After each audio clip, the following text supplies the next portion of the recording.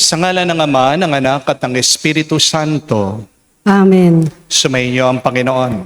At sumayo rin. Mga kapatid, mahal na mahal natin ang ating mga pamilya. Pero aminin natin, silang madalas ang unang-unang nakakasakit sa atin. Pero bakit ba tayo nasasaktan sa ginagawa ng ating mga pamilya? Maaaring sabihin nyo, sila'y nagkasala sa inyo. Ang tanong, bakit ba tayo nagkakasala? Ang kasalanan ay nag-uumpisa kapag hindi natin ginagawa ang kagustuhan ng Diyos at ginagawa lang natin ang ating sariling kagustuhan. Para pagpatuloy natin ang ating pagmamahal sa ating mga pamilya, para tunay na makagawa tayo ng mabuti sa kanila, para tayo'y magkaisa at mapuno ng mga pagpapala araw-araw. Hilingin natin sa banal na misang ito na ang bawat isa sa membro ng ating mga pamilya ay unang sundin ang kagustuhan ng Diyos. Sa mga pagkakataon na kung saan binaliwala natin ng turo ang salita ng ating Panginoon, tayo magpakumbaba, hilingin natin muli ang kanyang awa. Inaamin ko Sa makapangyarihang Diyos at sa inyo mga kapatid, na lubha akong nagkasala sa isip, sa salita at sa gawa at sa aking pagkukulang. Kaya'y sinasamo ko sa mahal na Birheng Maria, sa lahat ng mga anghel at mga banal, at sa inyo mga kapatid, na ako'y panalangin sa Panginoong ating Diyos. kawan tayo na makapangyarihang Diyos. Patawarin tayo sa ating mga kasalanan at patnubayan tayo sa buhay na walang hanggan. Amen. Panginoon, kaawaan mo kami. Panginoon, kaawaan mo kami. Kristo, kaawaan mo kami. Kristo, kaawaan mo kami. Panginoon, kaawaan mo kami. Panginoon, kaawaan mo kami. Manalangin tayo. Ama namin makapangyarihan, kalugdan mo kami at pagbigyan na magkamit ng kaloob mong karagdagan upang sa maalab naming pananalig, pag-asa at pag-ibig, kami mamalaging tumatalima sa iyong kautusan. Sa pamagitan ni Jesucristo kasama ng Espiritu Santo, magpa sa walang hanggan. Amen.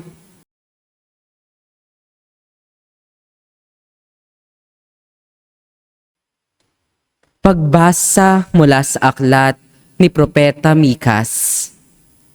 Patnubayan mo ang iyong bayan, Panginoon, ang bayan na iyong hinirang. Nag-iisa siya sa gitna ng matabang lupain. Bayaan mo silang manirahan sa magandang pastulan ng Basan at Galaad.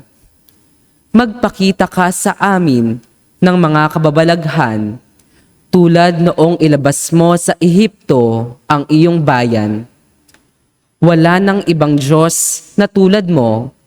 Pinatatawad mo ang mga kasalanan ng nalabi sa bayan mong hinirang. Hindi ka nagkikimkim ng galit. Sa halip ay ipinadarama mo sa kanila ang tapat mong pagmamahal. Muli kang mahahabag sa amin. Lilimutin mo ang mga pagkakasala namin at ihahagis sa kalaliman ng dagat. Ipamamalas mo ang iyong katapatan sa Israel at ang walang maliw na pag-ibig sa angkan ni Abraham. Gaya ng iyong ipinangako sa aming mga magulang mula pa ng unang panahon. Ang salita ng Diyos. Salamat sa Diyos. Pag-ibig mo'y ipakita, iligtas kami sa dusa. Pag-ibig mo ipakita, iligtas kami sa dusa. Ikaw, O Poon, naging mapagbigay ka sa iyong bayan. Pinasagana mo't muling pinaunlad ang bansang Israel. Yaong kasamaan ng mga anak mo'y nilimot mong tunay. Pinatawad sila sa nagawa nilang mga kasalanan. Ang taglay mong puot sa ginawa nila'y iyon ang inalis. Tinalikdan mo na at iyong nilimot ang matinding galit. Pag-ibig mo ipakita, iligtas kami sa dusa. Kaya naman poon, ibalik mo sana ang iyong paglingap, ang pagkamuhimong aming nadaramay, limutin ng ganap. Ang pagkagalit mo at puot sa amin, wala na bang hanggan? Di na ba lulubag? Di na matatapos ang galit mong iyan? Pag-ibig mo ipakita, iligtas kami sa dusa.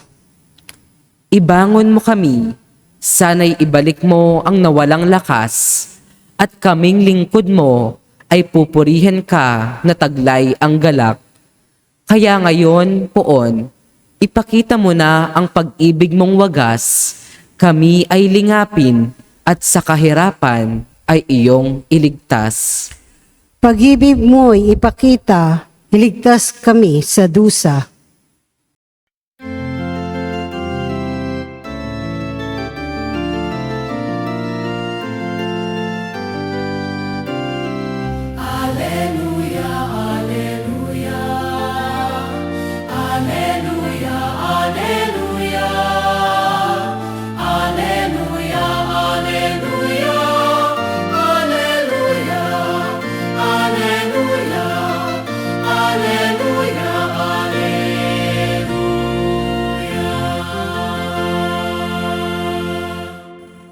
Ang sa akin nagmamahal, tutupad sa aking aral.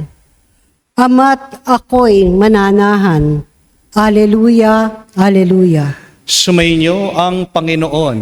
At sumayo rin. Ang mabuting balita ng Panginoon ayon kay San Mateo. Papuri sa iyo, Panginoon.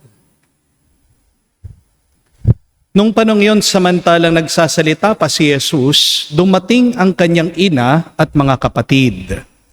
Naghihintay sila sa labas at ibig siyang makausap. May nagsabi sa kanya, nasa labas po ang inyong ina at mga kapatid at ibig kayong makausap. Ngunit sinabi ni Jesus, sino ang aking ina at sino-sino ang aking mga kapatid? Tinuro niya ang kanyang mga alagad at sinabi, ito ang aking ina at mga kapatid. Sapagkat ang sino mang sumusunod sa kalooban ng aking amang nasa langit, ang siyang kong ina at mga kapatid. Mga kapatid, ang mabuting balita ng ating Panginoon. Pinupuri ka namin, Panginoong Yesukristo. Magandang araw po muli sa inyong lahat. Tanong lang po, ano pong unang-unang pumapasok sa isip nyo kapag tumatawag ang mga pamilya nyo sa inyo? Anong unang-unang nararamdaman nyo kapag tinatawagan kayo ng mga minamahal nyo? Naiinis ba kayo? Nagagalit? O baka nag-aalala agad? Alam ko po, mayroong mga iba sa inyo na trauma na dahil sa kanilang mga pamilya. Masisisi mo ba ang tao kung napagod na siya? Kasi kapag merong babayaran, siya na lang ang palaging tinatawagan. Nakakalungkot, di po ba? Kung naaalala ka lang kapag may kailangan sila sa iyo. Kapag may problema sila, kapag may pakisuyo, kapag may hinihinging pera. Pero kapag masaya na ang iyong pamilya, kapag maayos ang buhay nila, parang hindi ka nakakilala. Kaya minsan, kapag tumatawag ang pamilya natin, imbes na excited tayo, pagod na agad ang nararamdaman natin. Di po ba? Imbes na pagmamahal, pagdududa agad ang pumapasok sa isip natin. Pero mga kapatid, kahit masakit man ang ginawa ng iyong pamilya sa iyo, itong palaging isipin mo, mas mabuti ang may tumatawag pa sa iyo. Kasi darating ang araw, wala nang tatawag kahit gustuhin mo pa na may tumawag sa iyo. Mas mabuti na may naghahanap sa iyo kaysa sa dumating ang araw, wala nang nakakaalala sa iyo. Ang tawag ng isang mahal sa buhay, kahit minsan merong kasamang problema, ay paalaala pa rin na may connection kayo sa bawat isa. Amen? Kapag tinatawagan ka pa ng kapamilya mo, ibig sabihin, mahalaga ka pa rin sa kanila. Mahal ka pa rin nila. At naniniwala ang pamilya mo na mabuti ka, mabait ka, at makakatulong ka sa kanila. Amen? Pasalamat ka palagi kapag humihingi sila ng tulong sa'yo. Kasi ibig sabihin, meron kang pantulong. Di po ba? Tanong ko po sa inyo, anong mas gusto nyo? Yung ikaw yung tumutulong o yung ikaw yung humihingi ng tulong? Ano po? Mas gusto mo na, di ba? Ikaw yung tumutulong. Tanong ko po, anong mas gusto nyo? Yung ikaw yung tinatawagan o yung ikaw yung tumatawag para humingi ng tulong? Ano po? Diba? Mas maganda na, mas mainam na, mas mabuti na ikaw yung tinatawagan nila. Di po ba? At alam niyo po, ito din naman yung naranasan at nangyari sa ating Panginoong Hesukristo sa Ebanghelyo. Habang nagtuturo daw ang ating Panginoon, dumating ang kanyang mga kapatid, kanyang kamag-anak, ang kanyang ina. Hindi po sila dumating para guluhin siya. Dumating sila kasi gusto nilang makita siya kasi mahal nila si Jesus. Pero tingnan niyo po, ginamit ang ating Panginoong Hesukristo ang pagkakataong ito para ituro ang isang napakalalim na katotohanan. Parang sinasabi niya sa atin, salamat sa pagmamahal ng pamilya.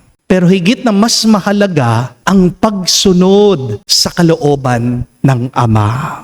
Dahil hindi sapat na sabihin mo, mahal mo ang Diyos. Ang talagang tanong ay, ginagawa mo ba ang kalooban ng Diyos?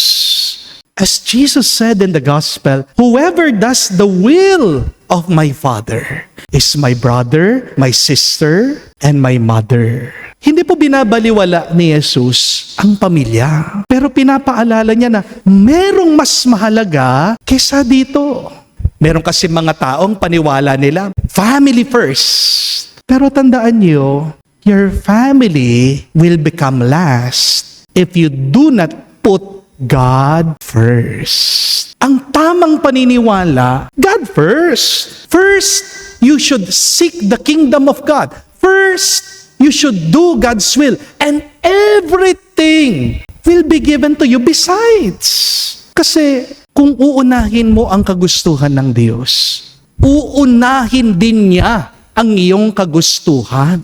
If you delight yourself to the Lord, God will give everything that would give delight and joy to you. Baliktad tayo Inuuna natin yung magpapasaya sa atin, hinuhuli natin ang nagpapasaya sa Diyos. Yan ang dahilan, bakit miserable tayo palagi.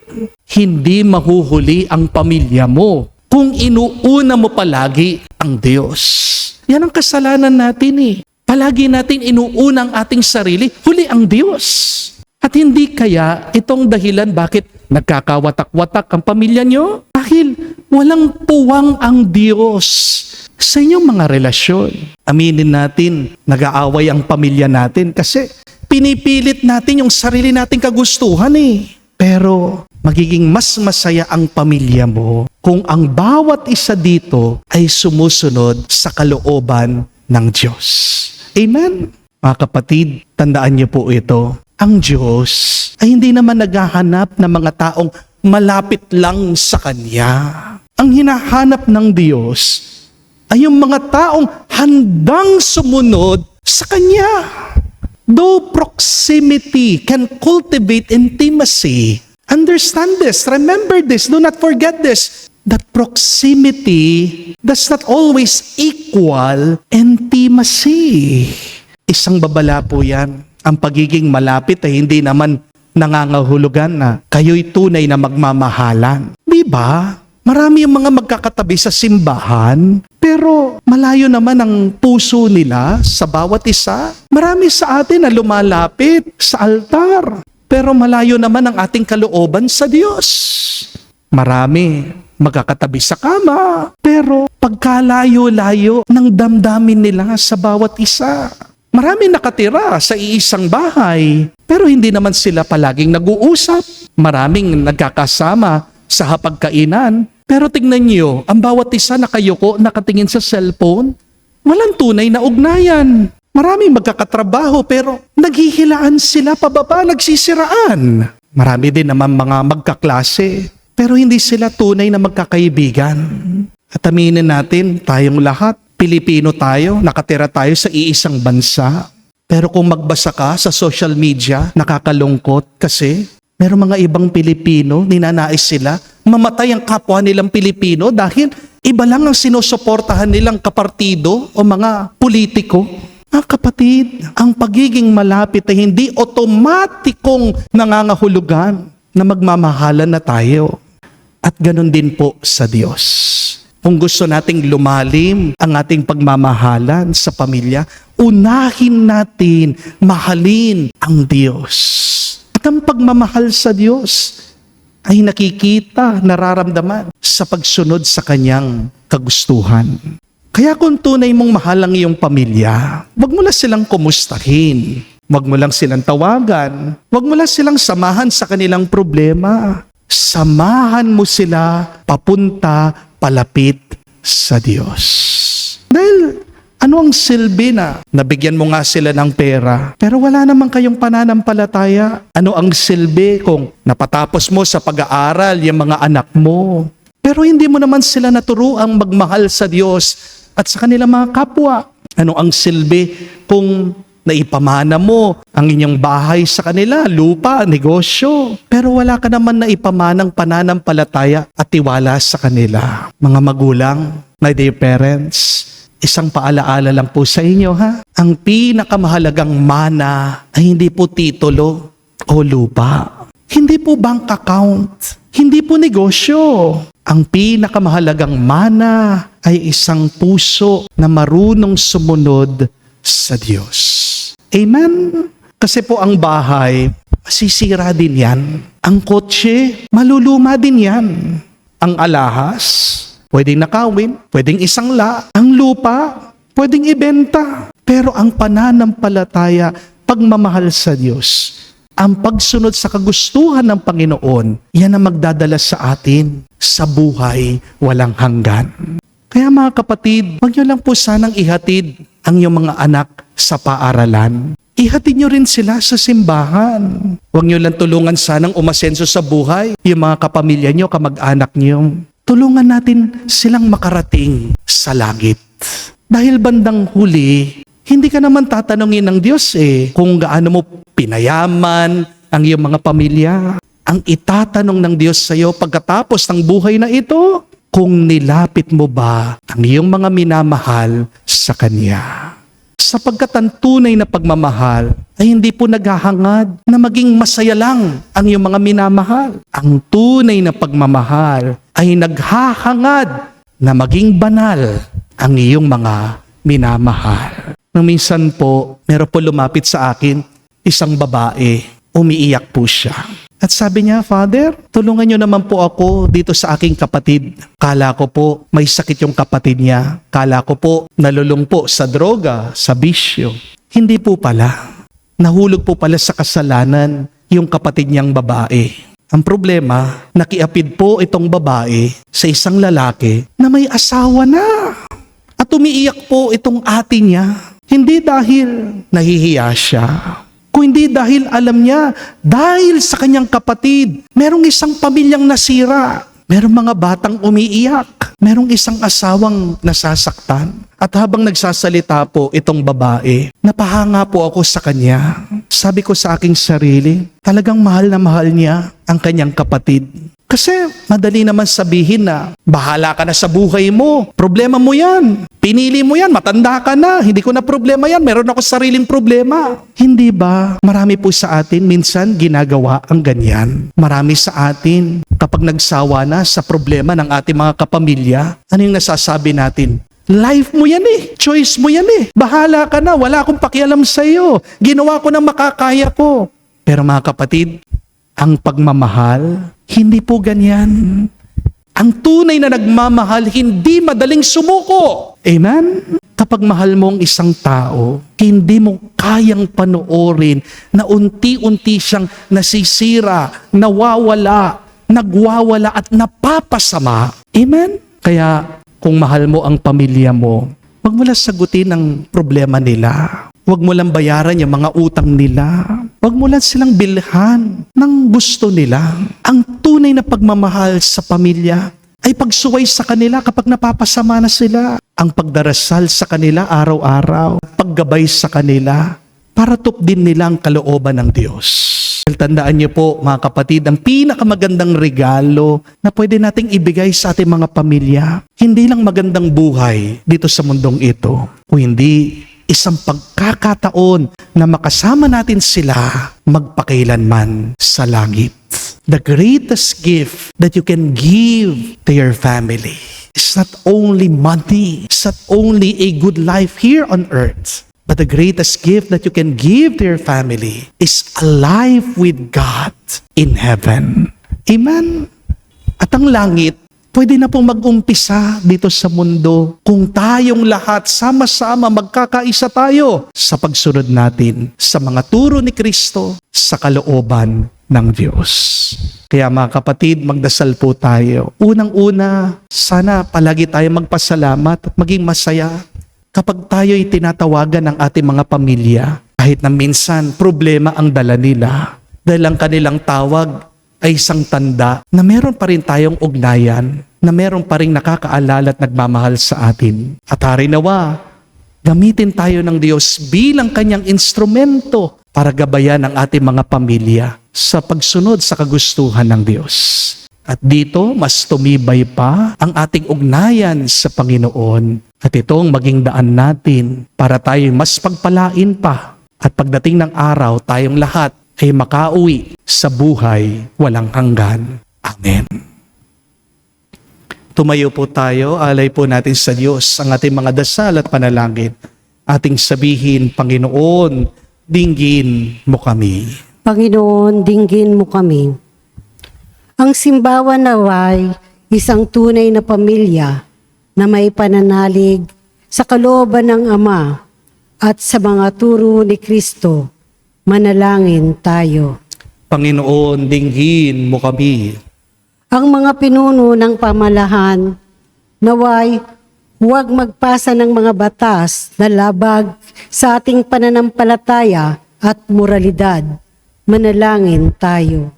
Panginoon, dinggin mo kami. Ang mga pamilya naway maging tunay na magkakapatid sa turing sa pamamagitan ng kanilang pagmamahal sa isa't isa ayon sa kalooban ni Jesus. Manalangin tayo. Panginoon, dinggin mo kami. Sa katahimikan po ng ating puso, sabihin natin sa Diyos ang ating mga personal na pangangailangan. Mapagmahal na Ama, gawin mo kami mga tapat na anak mo, masunurin sa iyong banal na kalooban. Hinihiling namin ito sa pamagitan ni Kristo, aming Panginoon. Amen.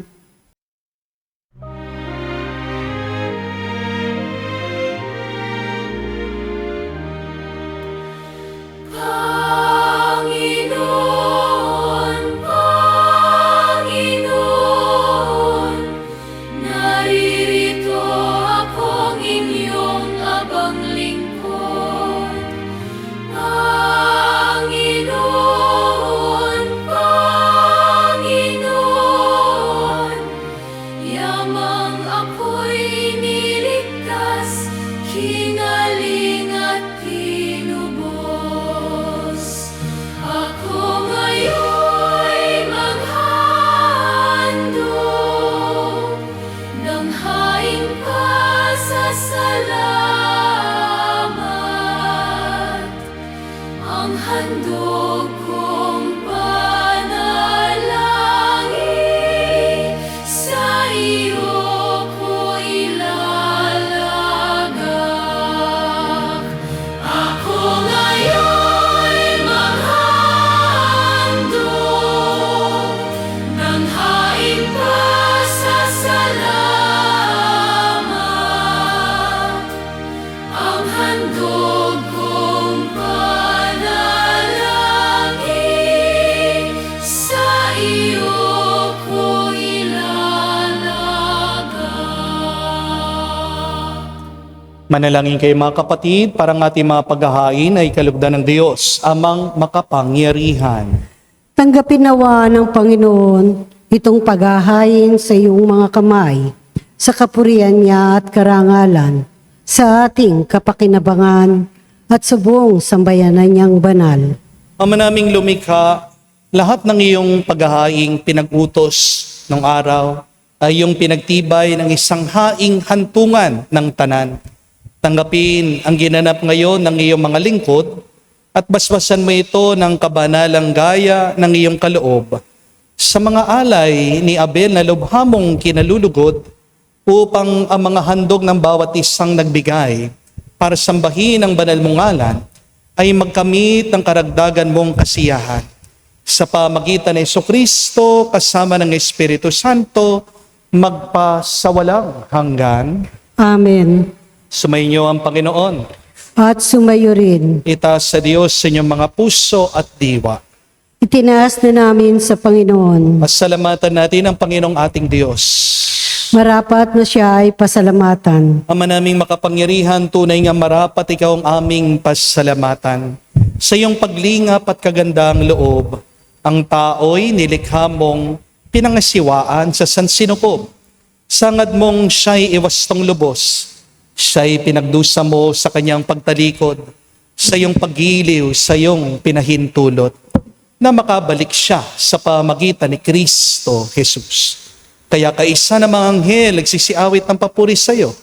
Nang walang humpay sa kalangitan, kami nagbubunyi sa iyong kadakilaan.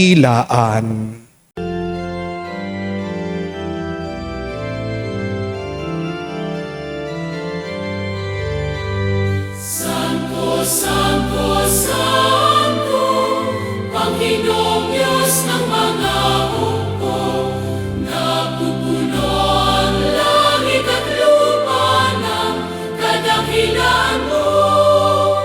Hosana, Hosana, sa kainasan, pinagpalang na paririto sa ngalan ng Panginoon.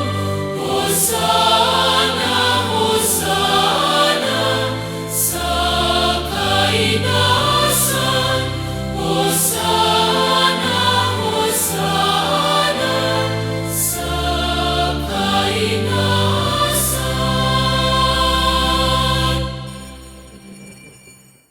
Ama naming banal, ikaw ang bukalan tanang kabanalan, kaya't sa pamagitan ng iyong Espiritu, gawin mong banal ang mga kaloob na ito upang para sa amin, maging katawan at dugo ng aming Panginoong Heso Kristo. Bago niya pinagtiis ang kusang loob na maging handog, hinawakan niyang tinapay, pinasalamatan kanya. Pinaghati-hati niya iyon, inabot sa kanya malagad at sinabi, tanggapin ninyong lahat ito at kanin. Itong aking katawan na ihahandog para sa inyo.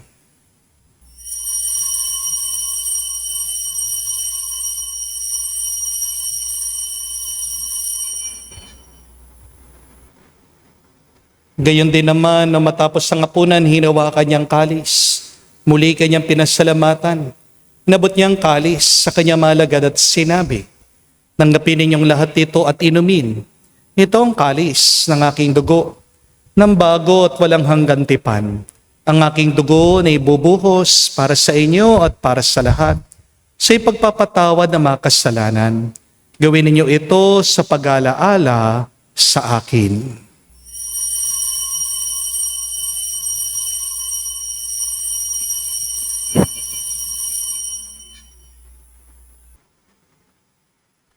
Ang misteryo ng pananampalataya.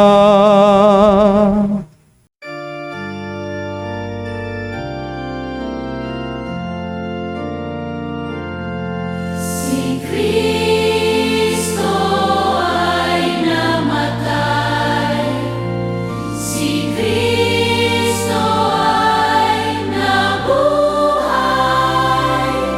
si Kristo ay babalik sa wakas, sa wakas, sa wakas ng panahon. Ama, ginagawa namin ngayon ang pag-aalaala sa pagkamatay muling pagkabuhay ng iyong anak. Kaya tinialay namin sa iyo ang tinapay nagbibigay buhay at ang kalis na nagkakaloob ng kaligtasan. Kami nagpapasalamat dahil kami yung minarapat na tumayo sa harap mo para maglingkod sa iyo. Sinasamo namin kami magsalo-salo sa katawan at dugo ni Kristo ay mabuklod sa pagkakaisa sa pamagitan ng Espiritu Santo. Amalingapin mong iyong simbahan, laganap sa buong daigdig. Puspusin mo kami sa pag-ibig. Kaisa ni Leon ang aming Santo Papa, si Florentino aming Arsobispo at ng Tanang Kaparian. Alalahanin mo rin ang aming mga kapatid na nahimlay. May pag-asang sila'y muling mabubuhay. Gayon din naman lahat ng mga pumanaw. Kawan mo't sila't patuloyin sa iyong kaliwanagan. Kawan mo't pagindapatin kaming lahat makasalo sa iyong buhay na walang wakas. Kaisa na mahal na Birhen Maria, Ina ng Diyos, kaisa ni San Jose ang kanyang malwalhating esposo, kaisa ng mga apostol, lahat ng mga banal, na namuhay dito sa daigdig, nakalugod-lugod sa iyo. May pagdiwang nawa namin ang pagpupuri sa ikararangal mo sa pamagitan ng iyong anak, aming Panginoong Hesu Kristo. Sa pamamagitan ni Kristo, kasama niya at sa Kanya, lahat ng parangal at papuri ay sa iyo, Diyos Ama, makapangyarihan, kasama ng Espiritu Santo, magpasawalang hanggan. Amen. Amen.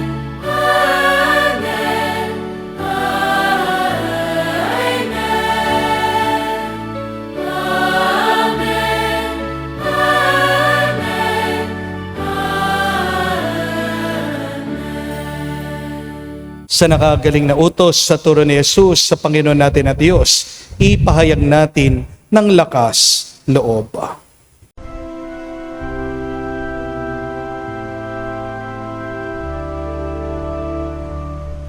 Ama namin, sumasalangit ka, sambahin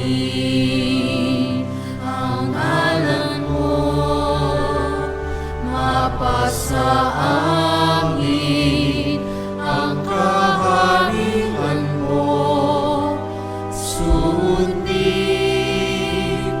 ang loob mo dito sa lupa para lang sa langit. Bigyan mo kami ngayon ng aming kakanin sa araw-araw. At patawarin mo kami sa aming mga sala para ng pagpapatawad namin sa nagkakasala sa amin.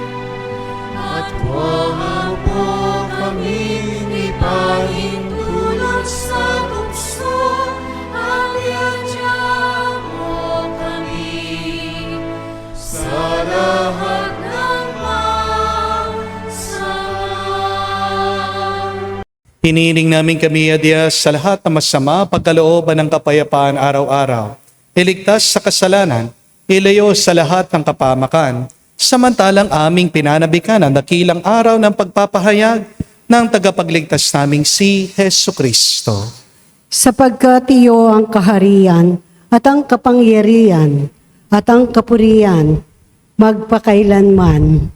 Amen. Panginoong Hesu Kristo, sinabi mo sa mga apostol, kapayapaan ang iniwan ko sa inyo, ng aking kapayapaan binibigay ko sa inyo.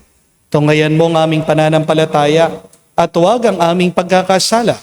Pagkalooban mo kami ng kapayapaan at pagkakaisa ayon sa iyong kalooban. Kasama ng Espiritu Santo, magpa sa walang hanggan. Amen. Kapayapaan ng Panginoon ay laging sumainyo. at sumayo rin. Magbigayan po tayo ngayon ng kapayapaan sa bawat isa. Peace with you po. Kapayapaan po sa inyong lahat.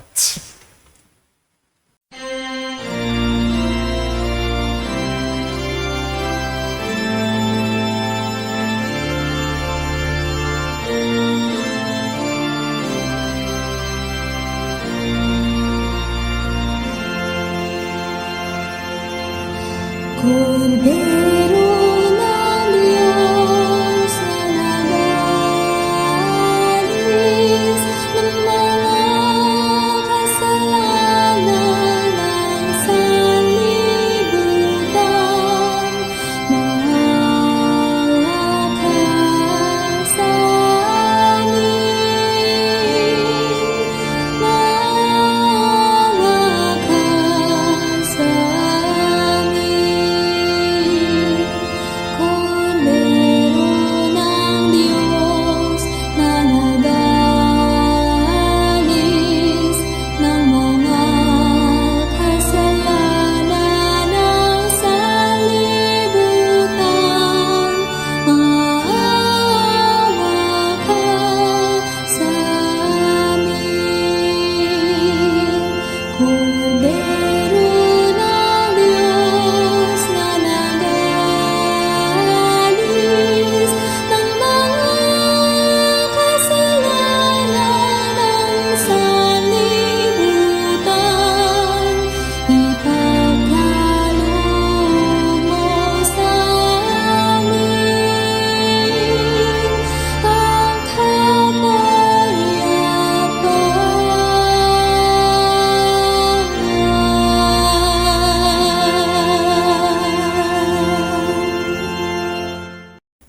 Mga kapatid, naririto ang ating Panginoong Hesukristo, ang Kordero ng Diyos.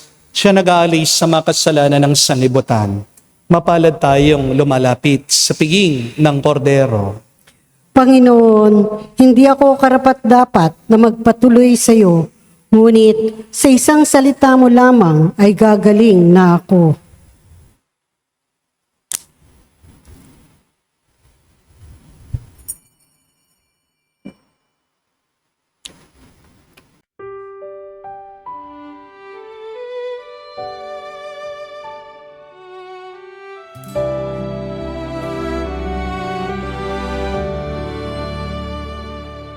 Sa iyong harapan, ako'y lumalapit. Taglay ang pusong tapat at tahimik. Lahat ng pangarap at aking panahon sa iyo, O Diyos, aking iniaalay ngayon. Buhay ko'y handog sa iyo, Panginoon. Ikaw ang gabay sa bawat pagkakataon. Sa iyong pag-ibig, ako'y nabubuhay. Ikaw ang lakas ko, magpakailanman. Sa bawat tibok ng puso't hininga, Ikaw ang aking awit at pag-asa.